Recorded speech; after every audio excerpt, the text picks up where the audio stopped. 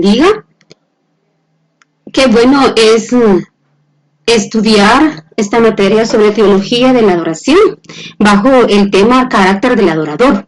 Es un tema muy bonito que ha llevado a tener un deseo realmente de ser un adorador de verdad. Tenemos ahí el docente, que es hermano Brian García, y mi persona, Mirna Elizabeth de Villar. Como introducción, vamos a presentar la siguiente. Se presenta un trabajo sobre el carácter de un adorador, tomando como base la vida del rey David.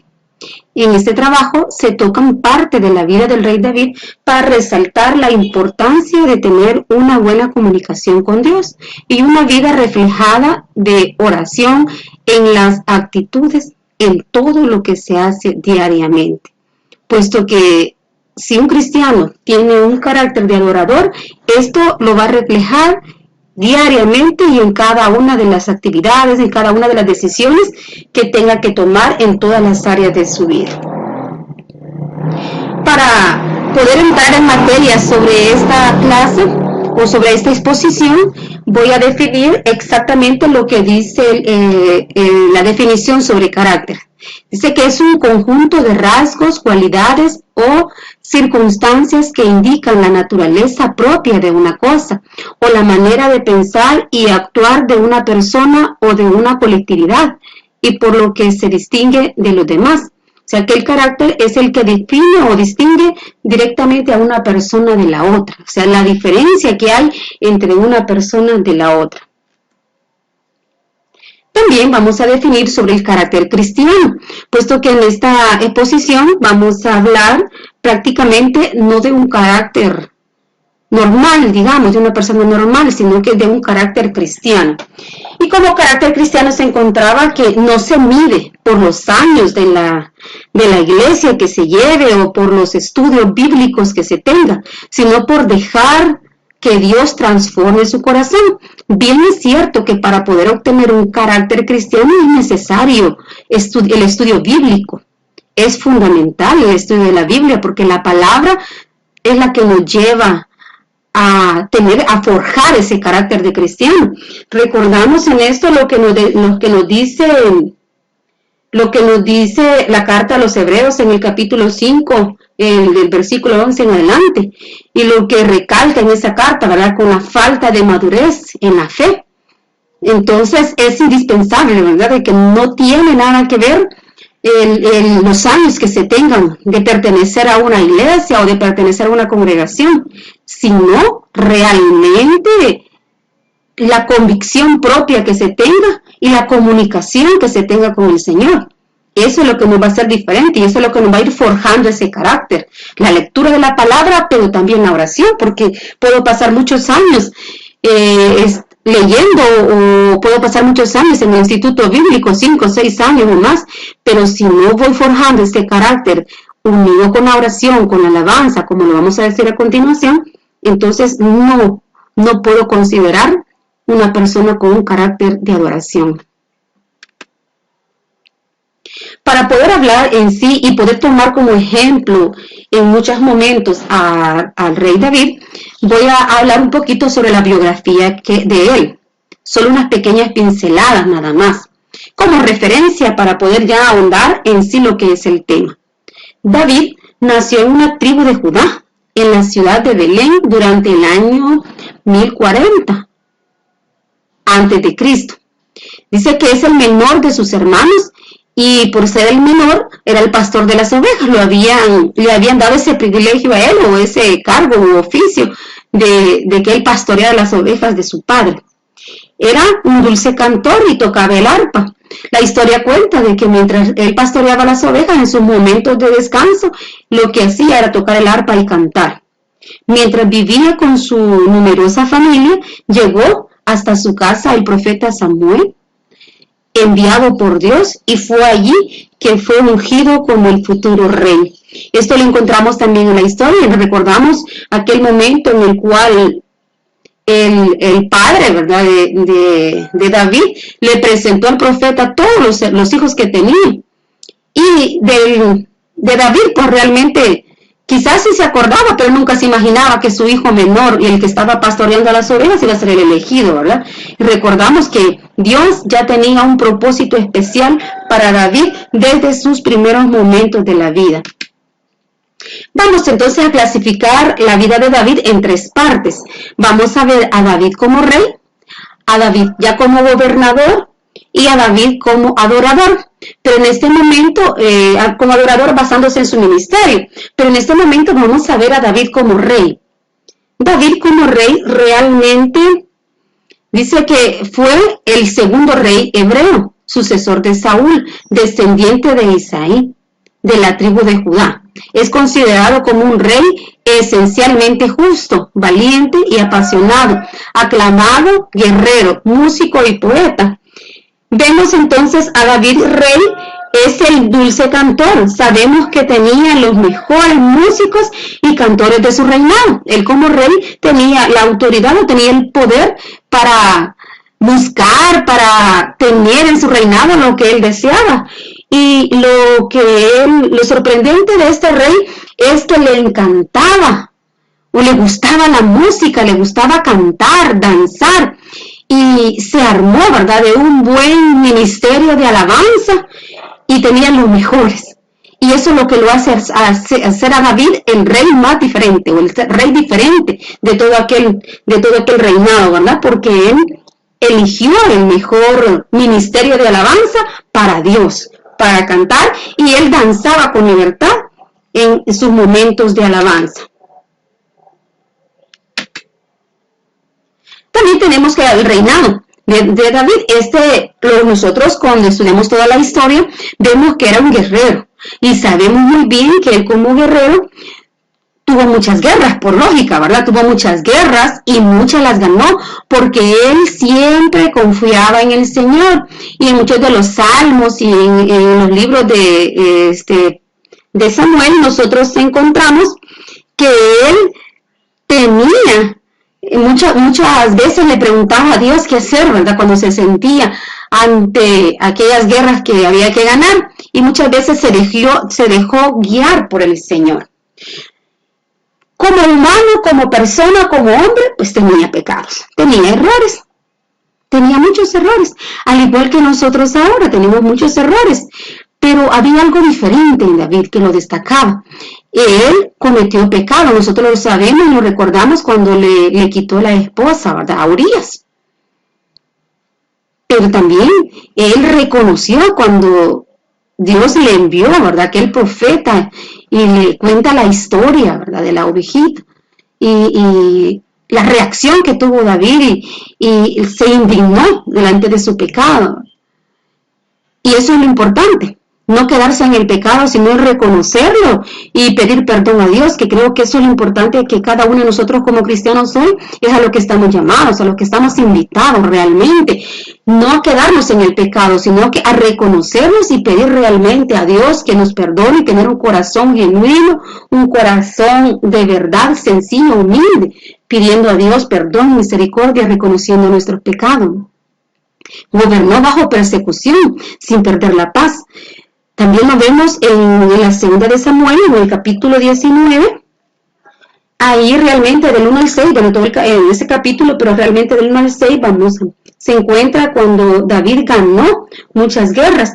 Pero también en ese Saúl procura matar a David. Y acá vemos una intercesión muy importante. Cuando Jonatán intercede por David, ¿verdad?, y se va donde él y le dice de que se esconda y que él va a interceder ante Saúl por él, y realmente vemos esa intercesión tan bonita que hace, ¿verdad?, a favor de David, y haciéndole reconocer a Saúl todo lo que David había hecho por él. Entonces encontramos que cuando realmente confiamos en el Señor, siempre va a haber alguien a favor nuestro. Siempre. Dios nunca nos va a dejar cuando nosotros realmente confiamos en Él. Y es lo que le sucedía a David. Él confiaba en el Señor, sabía que Saúl lo perseguía y sabía que Saúl lo quería matar, pero no perdió la paz. Y esta paz la mantenía porque había comunicación con el Señor, porque confiaba en el Señor. Y realmente así como David, ¿verdad?, tuvo ese intercesor, pues Dios también pone intercesores a favor nuestro cuando realmente nosotros confiamos en Él y le comunicamos realmente nuestras preocupaciones, nuestras angustias, ¿verdad? Y cuando alguien se levanta en contra de nosotros, sabiendo que eso no es verdad, pues Dios siempre va a estar ahí para defendernos. También vemos cómo el rey perdona la vida de Saúl, quien le había causado tanto daño. En la primera de Samuel, en el 24, dice que cuenta la historia, ¿verdad? Que David iba por el desierto. Iban caminando por el desierto y se da cuenta David que Saúl viene detrás de él persiguiéndolo. Y en el desierto. Y entonces, ¿qué sucede? Dice que Saúl iba con 3,000 hombres, fue buscando a David. Pero, ¿qué pasa ahí? ¿Qué pasa entonces? Vemos, como lo vemos en esa imagen que está ahí, que David estaba en la cueva, pero que Saúl no sabía que David ahí estaba. Y entra, toma la decisión de entrar a hacer sus necesidades, ¿verdad? Y ante ese momento, pues tan frágil, no se da cuenta que David lo estaba viendo. Y David al tocarle, solo con tocarle y cortarle un trozo de su manto, dice que su corazón se turbó. Y esto indica un corazón sencillo, un corazón humilde, un corazón incapaz de dañar a su propio enemigo. Era fácil poder eliminar la vida porque él como rey lo podía hacer, más que tenía muchos testigos de que lo perseguían. Pero con solo tocarle y cortarle un trocito de su manto, su corazón se siente turbado y él se siente ya mal por lo que había hecho. Eso significa un corazón realmente transparente, un corazón en comunicación con Dios, porque cuando nosotros realmente tenemos a Dios en el corazón, somos incapaces de hacer el daño a los demás, somos incapaces de vengarnos de los demás. El perdón es sumamente importante, el perdón es primordial delante de los demás cuando queremos realmente tener un carácter de adorador, cuando queremos ser realmente adoradores y que nuestra oración llegue realmente a la presencia del Señor. Vamos a ver también a pasar a la segunda parte, que es su vida ministerial. Si dentro de su reinado como gobernador él tenía poder como rey, vimos a un David lleno del Señor, con un corazón contrito y humilde delante del Señor. Ahora vamos a ver a un David ya en su vida, en su ministerio. Si nosotros realmente leemos toda la historia de David, no vamos a encontrar a David con un ministerio específico como ahora lo podemos encontrar, como por ejemplo, ¿verdad?, pastores, maestros y todo lo que la Biblia nos destaca, ¿verdad?, dentro de los ministerios. Pero realmente vemos a un David con un ministerio especial. Dice que su preocupación por el arca de Jehová. Y eso es algo bien importante porque vemos en la segunda de Samuel, en el capítulo 6, vemos ahí que él se preocupaba por recuperar el arca. Y esto realmente lo hacía bajo el ministerio porque él convocaba, reunía a su gente, lo preparaba y se preocupaba por la casa de Dios. Él se veía que lo tenía todo, pero sabía que la casa de Dios no estaba en las condiciones necesarias, ni estaba en el lugar donde le pertenecía. Y vemos esa preocupación profunda que David tiene y cómo trata de recuperar esa arca. Y luego vemos también el gozo de David al traer el arca, danzando con música de trompetas, sin importar lo que los demás dijeran. O sea, yo puedo encontrar en David ese gozo profundo en el Señor, esa preocupación profunda que él tiene por estar realmente dándole a Dios lo que a él le merecía y el lugar que le pertenece. Vemos entonces en esta parte muy importante que dice que David danzaba con todas sus fuerzas delante de Jehová. ¿Y eso qué significa? Al decir con todas sus fuerzas se está diciendo con todo el alma, con todo el corazón, con todo su cuerpo, con toda su mente. Pues es mentira de que una persona va a estar danzando con gozo cuando no va a poner todo su ser.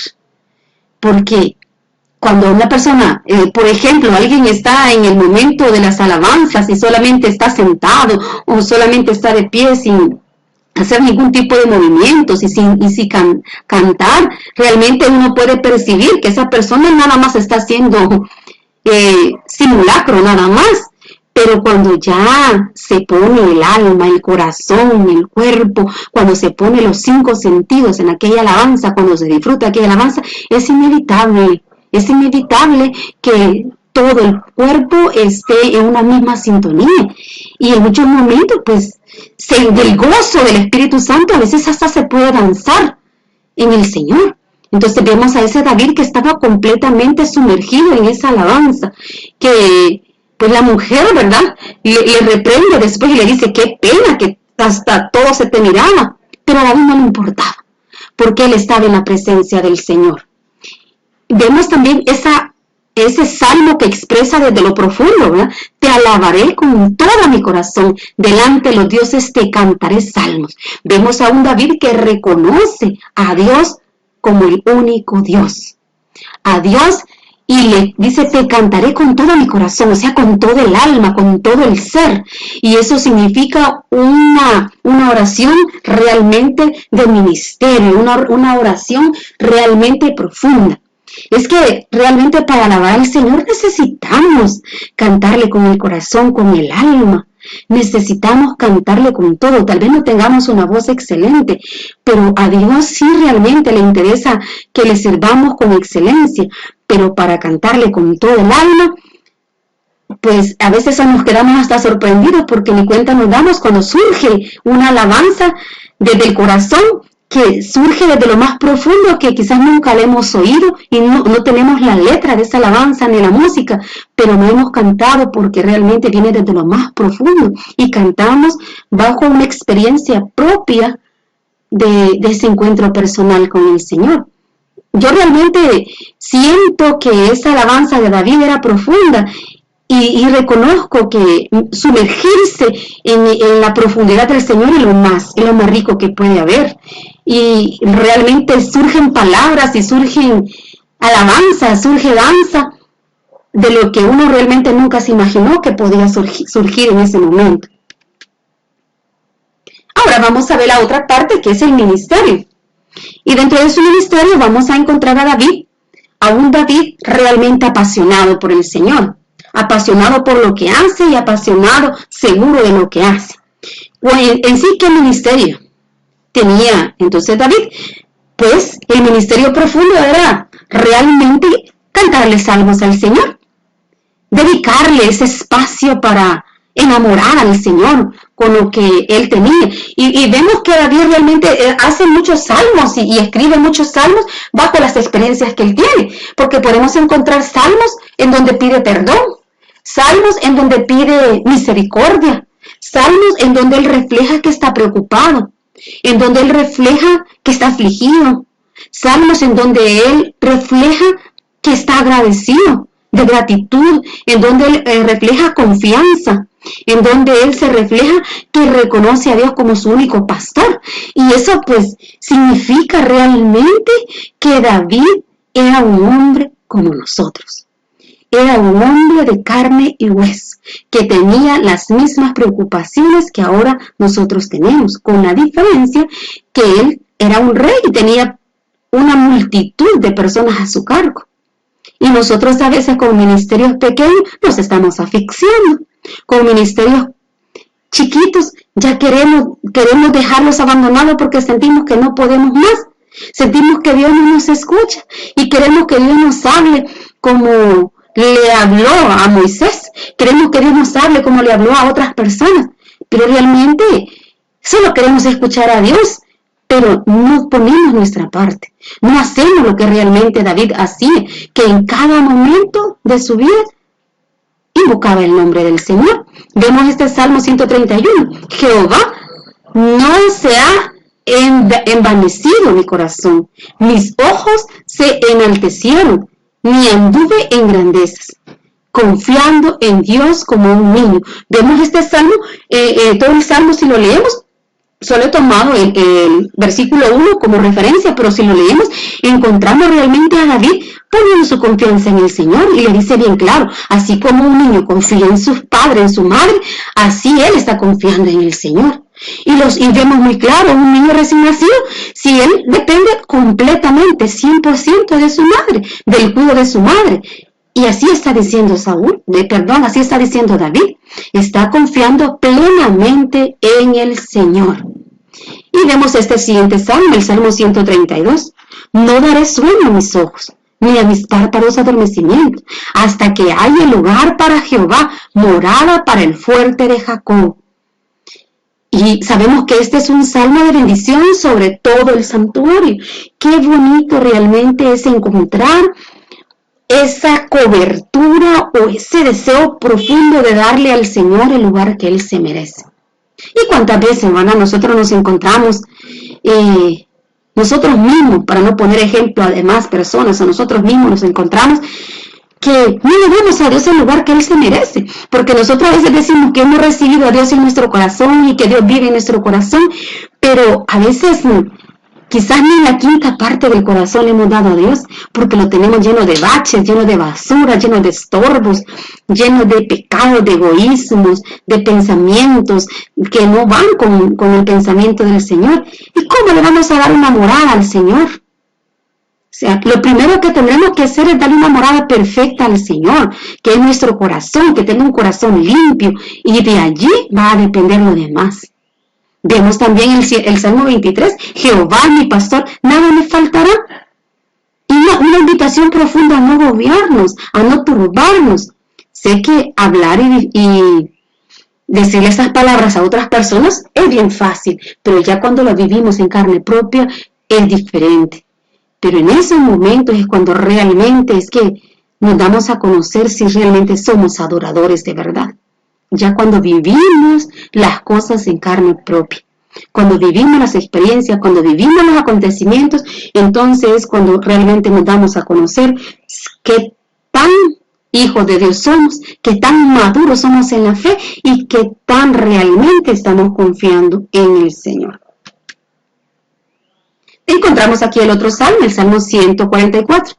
Te cantaré, oh Dios, un cántico nuevo, con el arpa de 10 cuerdas te cantaré salmos. Tú das la victoria a los reyes, a tu siervo David lo libras de la cruel espada. Ahí me equivoqué. Ponme a salvo, líbrame del poder de la gente extraña. Cuando abren la boca, dicen mentiras. Cuando levantan su diestra, juran en falso. Está plenamente David diciéndole al Señor, pues te cantaré, oh Dios, un canto nuevo, o sea, algo que nazca realmente. No cantar, ¿verdad? Alguna alabanza que como lo hemos aprendido en las clases, que ni sabemos lo que dice, ¿verdad? O simplemente repetimos lo que dijo o quien la escribió. Pero cuando realmente nosotros cantamos una alabanza de adoración profunda, ¿qué estaría pensando el escritor de esa alabanza cuando escribió esa alabanza? Cuando le dio ese tono tan bello que nos lleva realmente a tener ese contacto con el Señor. Nosotros también podemos hacer esas alabanzas cuando tenemos ese encuentro personal con el Señor, algo propio. Y a eso estamos invitados, a dedicarle al Señor salmos también, cantos de alabanza, de júbilo y también todo aquello que nazca de nuestro corazón. El Salmo 27 dice, el Señor es mi luz y mi salvación. Entonces, ¿por qué habría de temer? El Señor es mi fortaleza y me protege del peligro. Entonces, ¿por qué habría de temblar? ¿Qué salmo más rico realmente y qué salmos más profundos los que escribía? El Señor es mi luz y mi salvación. Entonces, ¿por qué habría de temer? Yo encuentro realmente a un David profundo, a un David realmente profundo en adoración. Y cuando leo estos salmos, a mí realmente me llena de ese deseo profundo y de exclamar salmos hechos por mi persona delante del Señor. Y de hecho, en muchos momentos surgen esas palabras profundas del Señor que nacen, ¿verdad?, del corazón. Y qué importante es reconocer que Dios ahí está. que Él no se ha ido, que Él está ahí, que lo importante es reconocer que Él ahí está y que Él lo único que está esperando es realmente que nosotros reconozcamos que está a nuestro lado. Bien, entonces vemos la relación que David tiene con los demás. ¿Cuál es esa relación? ¿Cómo fue la relación de David con las demás personas? Solamente tengo 2 puntos nada más, porque nada más estamos haciendo, no es la vida en sí de David, sino que ciertos puntos que nos ayudan para reconocer y quizás hasta cierto punto, ¿verdad?, tomar como ejemplo para que nosotros podamos aprender de esa adoración. Vemos entonces en el primero la misericordia al siervo de la casa de Saúl. En el capítulo 2 de Samuel podemos ver, en el capítulo 9, de la segunda de Samuel, encontramos ahí cómo David dice, ¿verdad? ¿Hay alguien de la casa de Saúl a quien yo pueda hacerle misericordia? Y encontramos que se encontraba este siervo, Mefiboset, que hasta está la alabanza, ¿verdad? Que dice, el rey te mandó a llamar, y dice que lo va a hacer comer en la mesa del rey, va a vivir en la casa del rey, va a vestir la ropa del rey. O sea, ¿y quién era Saúl? Era el que lo perseguía, el que lo quería matar, el que le quería quitar la vida, era el que todo el tiempo le dio dolores de cabeza.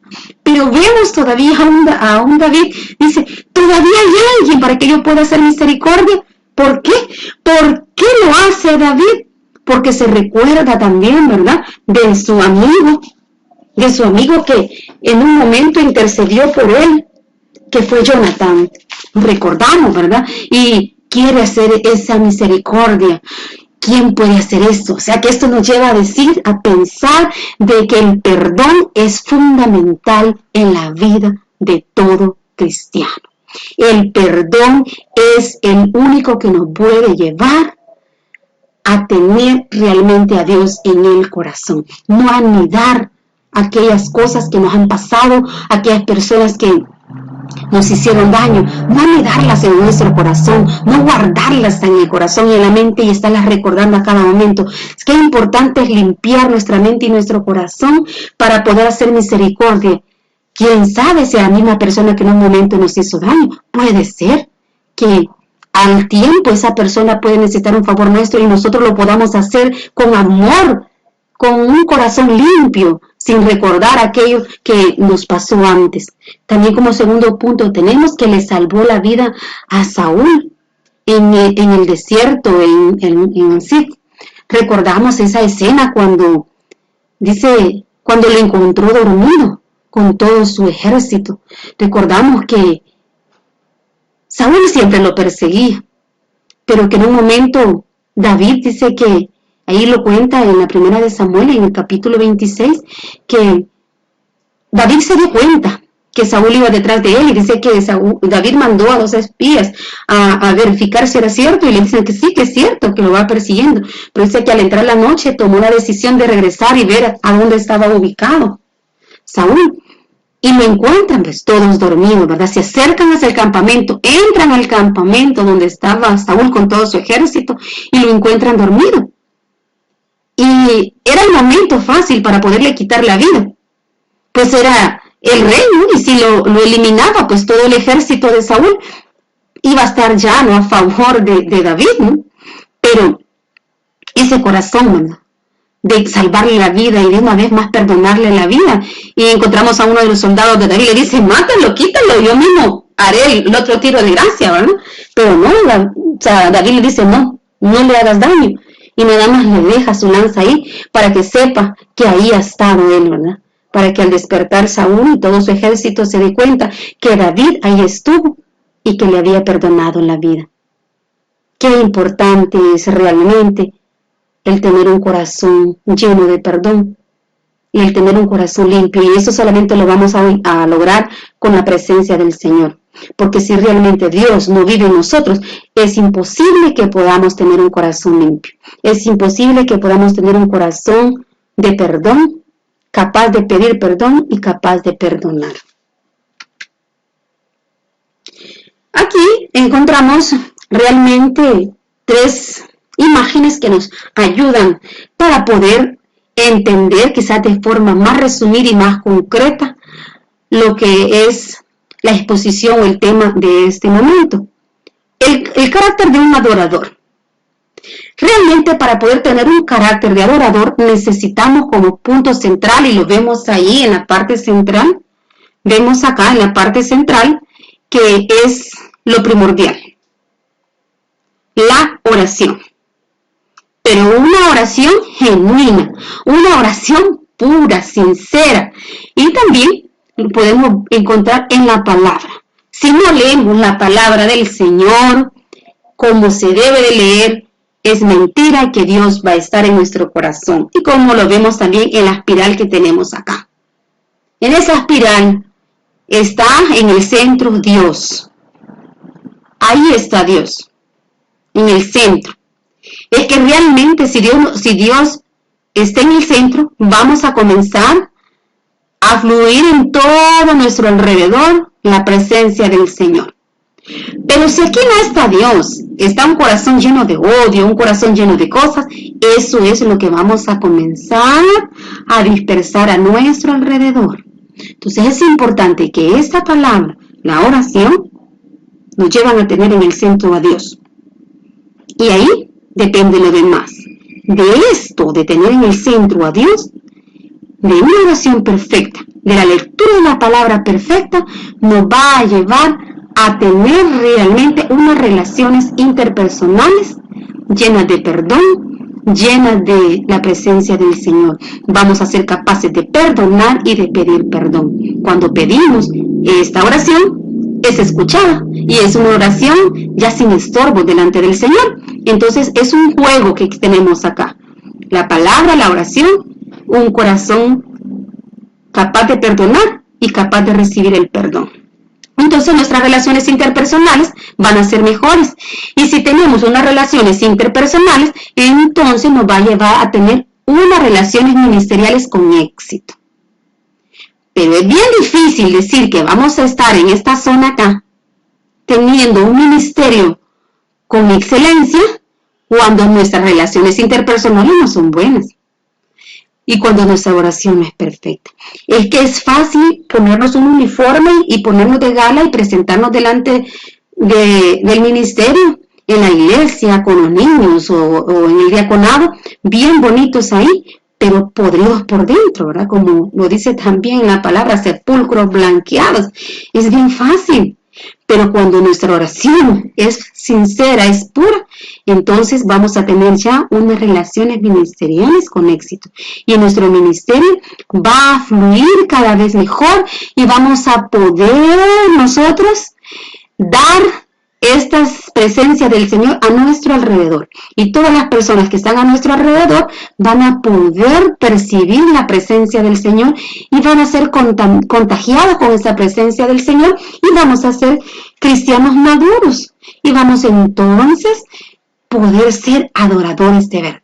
Y si somos adoradores de verdad, lo vamos a reflejar en nuestro ministerio.